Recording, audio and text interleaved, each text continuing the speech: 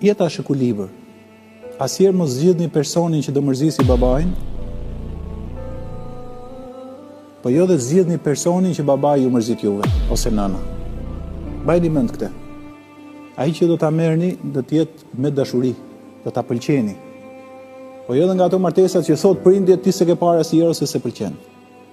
Po edhe të deheni dhe të mërzisni babën nën duke marrë një që ato nuk janë dakord dhe këtu do të kemi kujdes, sepse janë çështje shumë delikate. Nuk mund thyet zemra prindit për shkak të një dehje me dikën që ti tashmë e ke njohur se ka shumë pak kohë.